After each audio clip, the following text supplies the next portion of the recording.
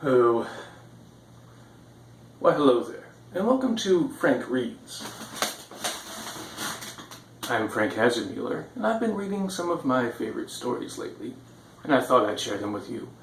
I enjoy them, and I hope you will too. You know, like many of you, I grew up reading and being told fairy tales, and as I got older, I kind of did view them purely as kid stuff, but also as an adult, I did end up going back and rereading some of them and actually appreciate them more now than I did when I was a kid. Mostly because my analytical thinking abilities are a little sharper now than they were when I was, 5 years old.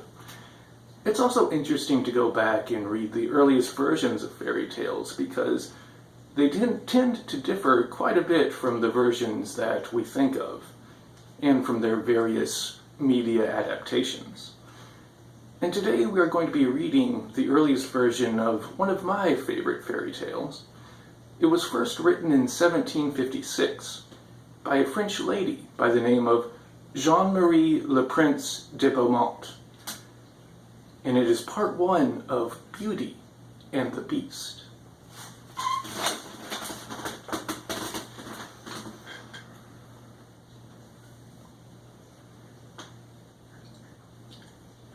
Once upon a time, there was an extremely rich merchant who had 6 children, 3 boys and 3 girls. Since he was a sensible man, the merchant spared no expense in educating his children, and he hired all kinds of tutors for their benefit. His daughters were very pretty, but everyone admired the youngest one in particular. When she was a small child, they simply called her Little Beauty. As a result, the name stuck and led to a great deal of jealousy on the part of her sisters. Not only was the youngest girl prettier than her sisters, but she was also better. The 2 elder girls were very arrogant because they were rich. They pretended to be ladies and refused to receive the visits of daughters who belonged to merchant families. They chose only people of quality for their companions. Every day they went to the balls, the theater, and the park, and they made fun of their younger sister, who spent most of her time reading books. Since the girls were known to be very rich, many important merchants sought their hand in marriage, but the 2 elder sisters maintained that they would never marry unless they found a duke or, at the very least, a count. But Beauty, as I have mentioned, this was the name of the youngest daughter, thanked all those who proposed marriage to her and said that she was too young and that she wanted to keep her father company for some years to come. Suddenly, the merchant lost his fortune, and the only property he had left was a small country house quite far from the city. With tears in his eyes, he told his children that they would have to go and live in this house and work like farmers to support themselves. His 2 elder daughters replied that they did not want to leave the city, and that they had many admirers who would be only too happy to marry them, even though they no longer had a fortune.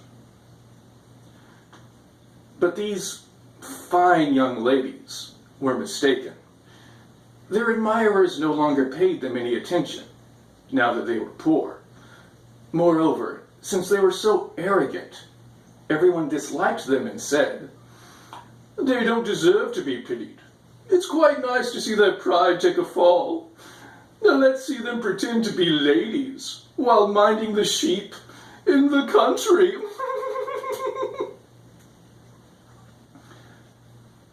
Yet, at the same time, people said, "As for Beauty, we're disturbed about her misfortune. She's such a good girl. She was always kind to poor people. She's such a good girl, so sweet and so forthright." There were even several gentlemen who wanted to marry her, despite the fact that she told them that she could not bring herself to abandon her poor father in his distress, and that she was going to follow him to the country to console him and help him in his work. Poor Beauty had been greatly upset by the loss of her fortune, but she said to herself, "My tears will not bring back my fortune, so I must try to be happy without it." When they arrived at the country house, the merchant and his 3 daughters began farming the land. Beauty got up at 4 o'clock in the morning and occupied herself by cleaning the house and preparing breakfast for the family. At first, she had a great deal of difficulty because she was not accustomed to working like a servant. But after 2 months, she became stronger, and the hard work improved her health. After finishing her chores, she generally read, played the harpsichord, or sung while spinning. On the other hand, her 2 sisters were bored to death. They arose at 10 o'clock in the morning, took walks the entire day, and entertained themselves bemoaning the loss of their beautiful clothes and the fine company they used to have. "Look at our little sister," they would say to each other. "Her mind is so dense, and she's so stupid, that she is quite content in this miserable situation." The good merchant did not agree with his daughters. He knew that Beauty was more suited to stand out in company than they were. He admired the virtues of this young girl, especially her patience. For her sisters were not merely content to let her do all the work in the house, but they also insulted her at every chance they got.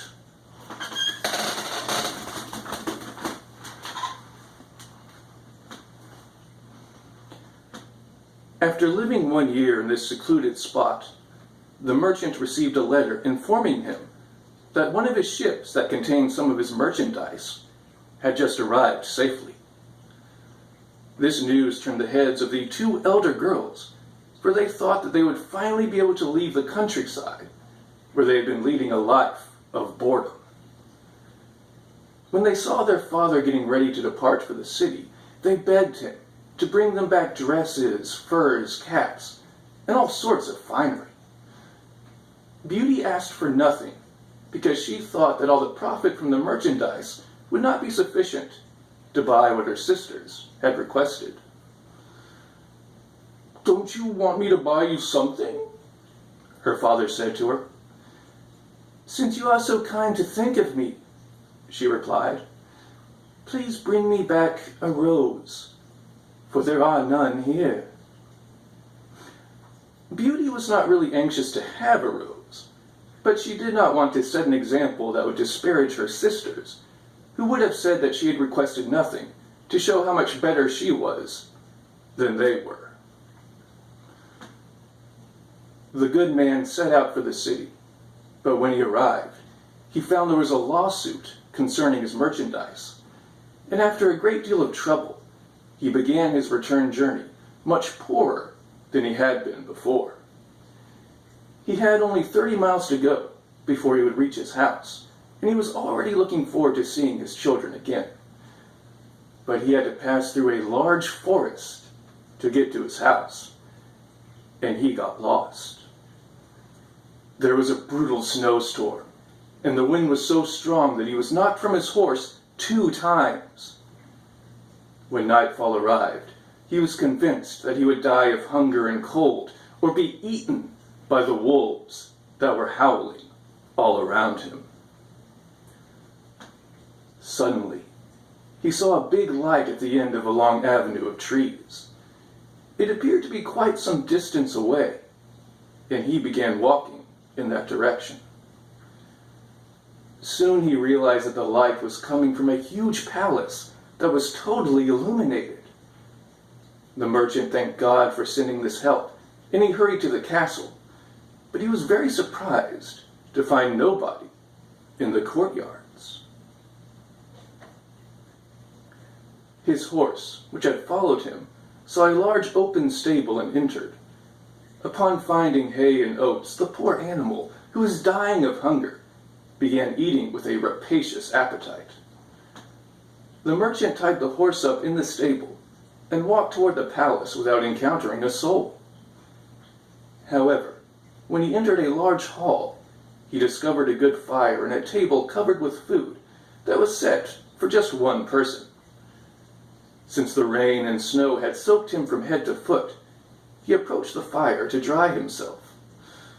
"The master of this house will forgive the liberty I'm taking," he said to himself, "and I'm sure that he'll be here soon." He waited a considerable time, but when the clock struck 11, and he still did not see anyone, he could not resist his hunger any more, and took a chicken that he devoured in 2 mouthfuls, while trembling all over. As he became more hardy, he left the hall and went through several large and magnificently furnished apartments.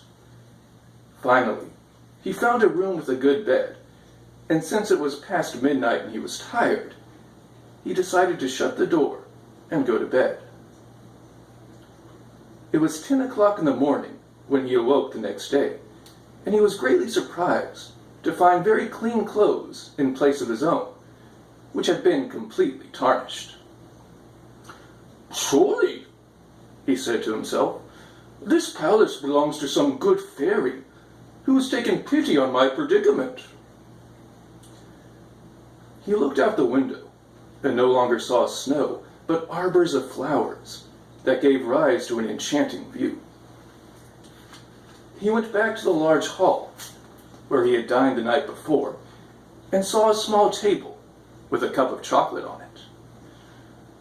"I want to thank you, Madame Fairy," he said aloud, "for being so kind as to think of my own breakfast." After drinking his chocolate, the good man went to look for his horse, and he passed under an arbor of roses. He remembered that Beauty had asked for one, and he plucked a rose from a branch filled with roses. All of a sudden, he heard a loud noise and saw a beast coming toward him. It was so horrible looking that he almost fainted. "You're very ungrateful," the beast said in a ferocious voice. "I saved your life by offering you hospitality in my castle, and then you steal my roses, which I love more than anything else in the world. You shall have to die for this mistake. I'll give you just a quarter of an hour to ask for God's forgiveness." The merchant threw himself on his knees and pleaded with his hands clasped. "Pardon me, my lord. I didn't think that I'd offend you by plucking a rose for one of my daughters who had asked me to bring her one." "I'm not called lord," replied the beast, "but beast. I don't like compliments and prefer that people speak their minds, so don't think that you can move me by flattery. But you didn't tell me that you had daughters. Now, I'll pardon you on the condition that one of your daughters will come here voluntarily to die in your place. Don't try to reason with me. Just go. And if your daughters refuse to die for you, swear to me that you'll return within 3 months." The good man did not intend to sacrifice one of his daughters to this hideous monster, but he thought, "At least I'll have the pleasure of embracing them one more time." So he swore he would return, and the beast told him he could leave whenever he liked. "But," he added, "I don't want you to leave empty-handed. Go back to the room where you slept. There you'll find a large empty chest. You may fill it with whatever you like, and I shall have it carried home for you." Meanwhile, the beast withdrew, and the good man said to himself, "If I must die, I shall still have the consolation of leaving my children with something to sustain themselves." He returned to the room where he had slept, and upon finding a large quantity of gold pieces, he filled the big chest that the beast had mentioned. After closing it, he went to his horse, which he found in the stable, and he left the palace with a sadness that matched the joy he had experienced upon entering it. His horse took one of the forest roads on its own, and within a few hours the good man arrived at his small house, where his children gathered around him. But instead of responding to their caresses, the merchant burst into tears at the sight of them. His hand held the branch of roses that he had brought for Beauty, and he gave it to her, saying, "Beauty, take these roses. They will cost your poor father dearly." Immediately thereafter, he told his family about the tempestuous adventure that he had experienced. On hearing the tale, the two elder daughters uttered loud cries and berated Beauty, who did not weep. "See what this measly creature's arrogance has caused," they said. "Why didn't she settle for the same gifts as ours? But no, our lady had to be different. Now she's going to cause our father's death, and she doesn't even cry." "That would be quite senseless," replied Beauty. "Why should I lament my father's death when he is not going to perish? Since the monster is willing to accept one of his daughters, I intend to offer myself to placate his fury, and I feel very happy to be in a position to save my father and prove my affection for him." "No, sister," said her three brothers, "you won't die. We shall go and find this monster, and we'll die under his blows if we can't kill him."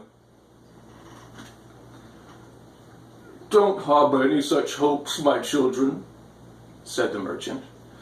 "The beast's power is so great that I don't have the slightest hope of having him killed.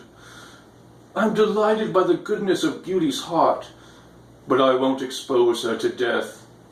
I'm old, and I don't have much longer to live. Therefore, I'll only lose a few extra years of my life, which I won't regret losing on account of you, my dear children." "Rest assured, father," said Beauty. "You won't go to this palace without me. You can't prevent me from following you. Even though I'm young, I'm not all that strongly tied to life, and I'd rather be devoured by this monster than to die of the grief that your loss would cause me." Words were in vain. Beauty was completely determined to depart for this beautiful palace, and her sisters were delighted by this, because the virtues of their younger sister had filled them with a good deal of jealousy. The merchant was so concerned by the torment of losing his daughter that he forgot all about the chest that he had filled with gold. But as soon as he returned to his room to sleep, he was quite astonished to find it by the side of his bed. He decided not to tell his children that he had become rich, because his daughters would have wanted to return to the city, and he was resolved to die in the country. However, he confided his secret to Beauty, who informed him that several gentlemen had come during his absence, and that there were two who loved her sisters. She pleaded with her father to let her sisters get married, for she was of such a kind nature that she loved them and forgave the evil they had done her with all her heart. When Beauty departed with her father, the two nasty sisters rubbed their eyes with onions to weep. But her brothers wept in reality, as did the merchant. Beauty was the only one who did not cry, because she did not want to increase their distress. And so ends part 1 of Beauty and the Beast. If you know the story mostly through the Disney film, you'll notice that there are already several differences.